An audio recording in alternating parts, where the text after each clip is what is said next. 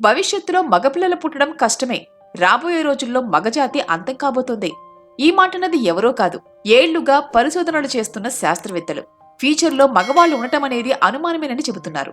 వీళ్ళు చెప్పిన దాంట్లో నిజానిజాలేంటి, మగజాతి ఎందుకు అంతమవుతుంది, దీనిపైన ఈ వీడియోలో క్లారిటీగా తెలుసుకుందాం. పెళ్లైన ప్రతి జంట పన్నంటి బిడ్డ కావాలని కోరుకుంటారు. కొందరు ఆడబిడ్డ కావాలని కోరుకుంటే మరికొందరు మగబిడ్డ కావాలనుకుంటారు. ప్రతి ఇంట్లో ఒక బాబు పాప ఉంటేనే సంతోషమని, అది సంపూర్ణ కుటుంబమని భావించే వాళ్ళు కూడా ఉన్నారు. స్త్రీ గర్భం ధరించగానే పుట్టేది మగబిడ్డ లేక ఆడబిడ్డ అనే చర్చ నడుస్తూనే ఉంటుంది. ఏ బిడ్డ పుట్టినా కూడా లింగాన్ని నిర్ణయించేది తల్లి కాదు, తండ్రి. తండ్రి నుంచి వచ్చే క్రోమోజోములపైన బాబు లేదా పాప అన్నది ఆధారపడి ఉంటుంది. మహిళల్లో 2 X క్రోమోజోములు మాత్రమే ఉంటాయి. కానీ పురుషుల్లో XY అనే 2 రకాల క్రోమోజోములుంటాయి. భర్త నుంచి X క్రోమోజోము భార్యన చేరితే ఆమెలో ఉన్న X క్రోమోజోముతో కలిసి ఆడపిల్ల పుడుతుంది. అదే భర్త నుంచి Y క్రోమోజోము భార్యన చేరితే XY క్రోమోజోములు కలిసి అబ్బాయి పుడతాడు. మేల్ క్రోమోజోముగా పిలిచే ఈ Y క్రోమోజోమ్ X క్రోమోజోము కంటే చాలా చిన్నది. ఇప్పుడైతే మగపిల్లలు పుడుతున్నారు, కానీ భవిష్యత్తులో మాత్రం మగపిల్లలు పుట్టే సంఖ్య తగ్గిపోతుందట. దీనికి సంబంధించిన షాకింగ్ రీసెర్చ్ ఒకటి వెలుగులోకి వచ్చింది. జపాన్లోని హొక్కైడో యూనివర్సిటీ పరిశోధకులు చేసిన ఓ అధ్యయనంలో ఈ విషయం వెల్లడైతే వై క్రోమోజోమ్లో మగపిల్లాడి ఎదుగుదలను నియంత్రించే కొన్ని జన్యువులుంటాయి. ఈ కారణంగానే పురుషుల్లో ప్రత్యేక శారీరక లక్షణాలు ఏర్పడతాయి. ఈ అధ్యయనం ప్రకారం వై క్రోమోజోమ్ పురుషుల్లో బలహీనంగా మారుతోందట. పురుషుల్లో ఉండే X క్రోమోజోమ్లో 900 వరకు వివిధ రకాల జన్యువులు ఉంటాయి.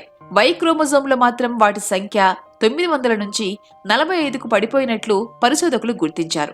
గడిచిన 166 మిలియన్ సంవత్సరాల్లో ఈ జన్యువులు క్షీణించాయి.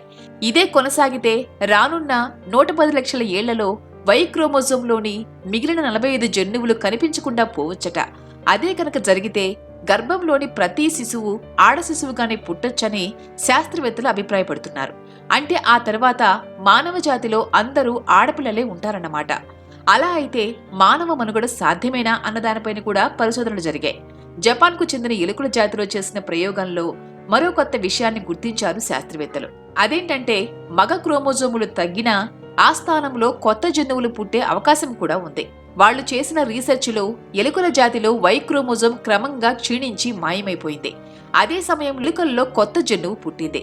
అలాగే మనుషుల్లో కూడా వై క్రోమోజోమ్ అంతరించిపోయినా మరో కొత్త జన్యువు వచ్చే అవకాశం ఉందని అంచనా వేస్తున్నారు శాస్త్రవేత్తలు.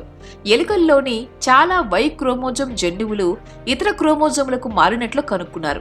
ముఖ్యంగా క్రోమోజోమ్ 3 పై SOX9 జన్యువు దగ్గర చిన్న DNAను గుర్తించారు. ఇది మగవారిలో ఉంటుంది కానీ ఆడవారిలో ఉండదు. ఈ డూప్లికేషన్ SOX9ని యాక్టివేట్ చేస్తుంది. ఇది పురుష అభివృద్ధిలో తప్పిపోయిన SRY జన్యువు పాత్రను తీసుకుంటుంది. వై క్రోమోజోమ్ కోల్పోయినప్పుడు క్షీరదాలు ప్రత్యామ్నాయ లింగాన్ని నిర్ణయించే విధానాలను అభివృద్ధి చేయగలవని ఈ అధ్యయనం చెబుతోంది. మరొక చిట్టెలుక జాతి మోల్ వోల్ కూడా దాని వై క్రోమోజోమును కోల్పోయిన తర్వాత కూడా మనుగడలో ఉంది. ఈ అధ్యయనం ప్రకారం వాటి జాతి అంతరించిపోలేదని, కొత్తగా మగపిల్లలు కూడా పుడుతున్నట్లు గుర్తించారు. మనుషుల్లో కూడా ఇలాగే జరగొచ్చని ఒక అంచనా. అంటే భవిష్యత్తులో 100 ఏళ్ల తర్వాత మగపిల్లలు పుట్టచ్చు లేదా పుట్టకపోవచ్చు. స్త్రీ అయినా పురుషుడైనా వీరిలో ఎవరు అంతమైపోయినా ఇక సృష్టి అనేది ఉండదు. భవిష్యత్తులో ఏం జరగబోతోందో ఎవరు చెప్పగలరు? ఇవన్నీ ఒక అంచనా మాత్రమే.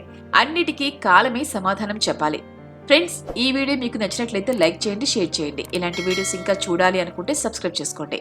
పక్కనే ఉన్న బెల్ సింబల్ను ప్రెస్ చేయండి.